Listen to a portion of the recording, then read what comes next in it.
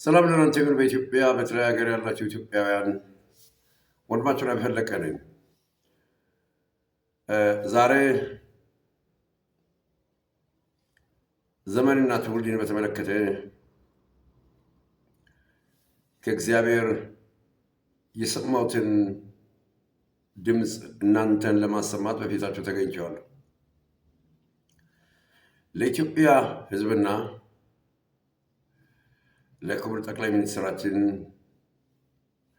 ለዶክተር አብይ ይህን ሀሳብ በየትም ላለው ለኢትዮጵያ ሕዝብ በውጭ በሀገር ውስጥ ላለው ለኢትዮጵያ ሕዝብ እንድታደርሱ በእግዚአብሔር ስም አሳስባለሁ። አሁንም ደግሜ የምለው በእግዚአብሔር ስም አሳስባለሁ። በዋናነት እንድትረዱ ከእግዚአብሔር የሆነው ሀሳብ ምንድን ነው? በዓለም ላይ ታላቅ መከራ እንደመጣ እንድታውቁ።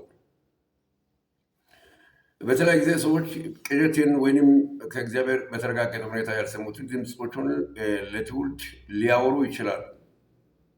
ይህ የራሳቸው ተጠያቂነትና የእግዚአብሔር ፍርድ በላያቸው ለሚያመጣ ነው። ሰው ከእግዚአብሔር የሰማውን ነገር ለይቶ መናገር ግዴታ አለበት። ታላቅ መከራ ወደ ዋናው ሀሳብ ሲገባ በዓለም ላይ ታላቅ መከራ ይመጣል። ታላቅ መከራ በዓለም ላይ ይመጣል። ያው መከራው አንደኛው ከዚህ በፊት በተለያየ ጊዜ ቪዲዮ እንደሰራው ጦርነት፣ ረሃብ፣ የአረብ ምድር በበረሃ ነፋስ መመታት፣ አረብ ውሃ ማጣት፣ እንዲሁም ኔትወርክ መጥፋት፣ የመርከቦች መመታት፣ የተለያየ መከራ በዓለም ላይ ቸነፈር መጣ። ስለዚህ ኢትዮጵያ ማድረግ የሚገባው ነገር ምንድን ነው? ከሌላ ልማት ይልቅ ውሃ መገደብ። ከዚህ በፊት ውሃ እንደ ነዳጅ ወደ አረብ እየተጫነ ይሸጣል ብዬ ተናግሬያለሁ። ይህን ከ2007-8 ዓመተ ምህረት ጀምሮ ነግሬያለሁ። እግዚአብሔር የተናገረኝ እስቲል እስከ ዛሬ የተናገርኩ ነው። ውሃ በየአካባቢ ያለው ውሃ እንዲገደብ፣ ሌላ የልብስ ፋብሪካዎች በተለይ ልብስ ጨርቆቹን የሚያመርቱትን ፋብሪካ አቅም ያለው ሰው ሁሉ መንግስት ራሱ ለዚህ ፋብሪካ እንዲገደብ፣ ፋብሪካን እንዲተክል። ምክንያቱም በዓለም ላይ የሚዘዋሩ የሸቀጥ የልብስ ምርቶች የሚቋረጡበት ሁኔታ ይኖራል። ሌላ ቀጣይነት ማድረግ ያለብን ፍሬ የሚበላ ዛፍ መትከል፣ ከዓመት ወደ ዓመት ሳይበላሽ ሊቆዩ የሚችሉ እህሎቹን ማምረት፣ ለሀገሪቷ ደህንነት ሰው መታመን የሚችለው እግዚአብሔር ነው። አዳኛችን ጠባቂያችን እግዚአብሔር ሆኖ ሰው ወደፊት ሌላ ሀገር አሁን ወደ አደጉ ሀገር እንደሚሄዱ ስደተኞች ወደ ኢትዮጵያ በመምጣት የሚያስቸግሩበት ጊዜ ስላለ ማለትም አመፀኞች፣ አገባብ የሌላቸው ሰዎች መጥቶ ሀገሪቷን እንዳይጎዱ፣ ዓለማት ላይ ያለው ጦርነቱም ደግሞ አስከፊ ስለሆነ ጦርን ማዘመን፣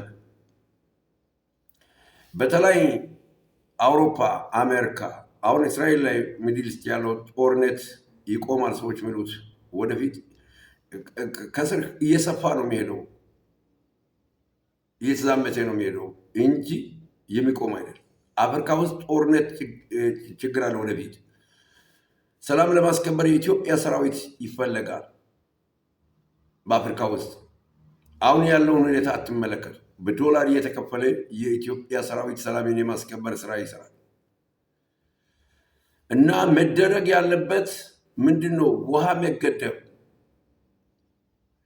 ፍሬ የሚበላ ዛፍ መትከል፣ ከዓመት ወደ ዓመት ማይበላሽ እህል አይነትን መዝራት፣ የልብስ ፋብሪካ መትከል፣ ጦርን ማዝመት፣ በአገሪቷ ላይ ያለው ውሃ ተፈላጊነት እየበዛ ይሄዳል። አረብ በበረሃ ነፋስ ስለሚመታ እኛ አረብ ይመታ ብለን ጸልየን አይደል? ሊሆን ያለው ይህን ተገለጠው ነው ማለት። አረብ በውሃ ድርቀት ስለሚቸገር ኢትዮጵያ ውሃ እየተጫነ ይወሰዳል፣ በፕሌን ይወሰዳል። የኢትዮጵያ ሕዝብ እርስ በርስ ይሄ የሚነቃቆርበት ሁኔታ በዓለም ላይ ከሚመጣ መከራ እየተነሳ በሂደት ራሱ ይጠፋል።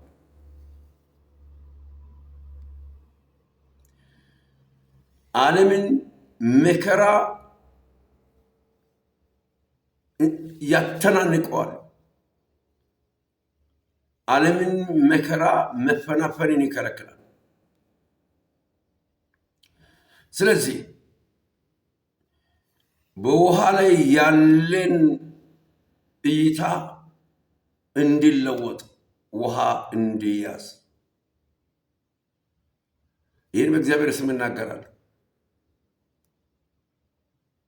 ይህን በእግዚአብሔር ስም እናገራለሁ።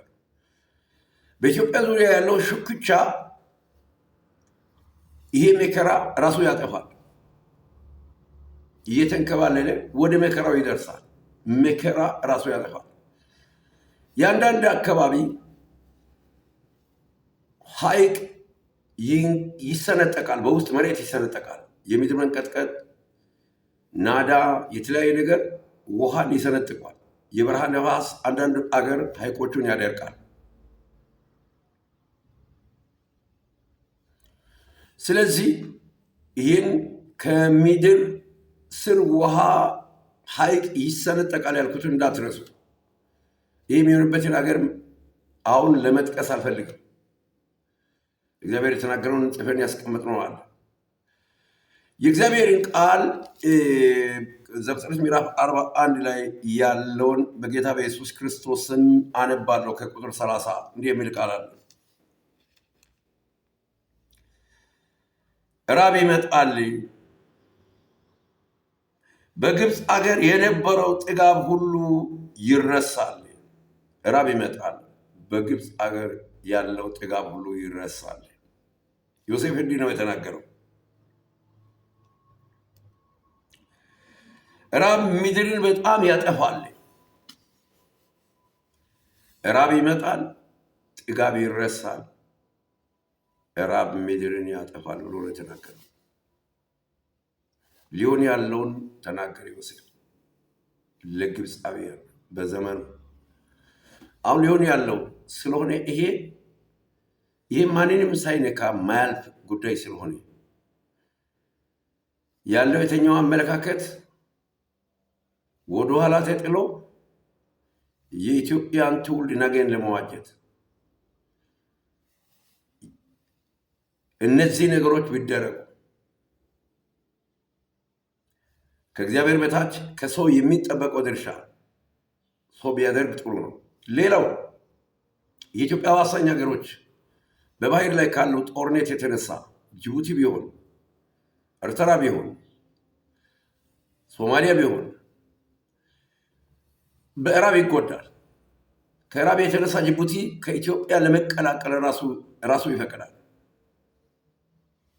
ኤርትራ ራሱ ነው የሚቀላቀለው ከኢትዮጵያ ወዶ ሳይሆን ከፊት ያለው በባህር ላይ የሚንቀሳቀሰው ጦርነት ሲቃይ ይበዛል። በኢትዮጵያ ዋሳኝ ሳይሆን በሌላኛው ጎን ሶማሊያን ጦርነት እንደ እሳት ይበላል። ምድር ራሱ ይጨነቃል። ስለዚህ ኢትዮጵያ ወደ ልማት እንዲመለስ ይህ የእግዚአብሔር ሐሳብ ነው። የሚመጣውን ታላቁን መከራ እንዲታወቁ በአክብሮት አሳስባለሁ። ራብ ይመጣል፣ ተጠንቅቃችሁ ምድርቷን ያዙት። እግዚአብሔር ከእናንተ ጋር ይሁን። ቻው።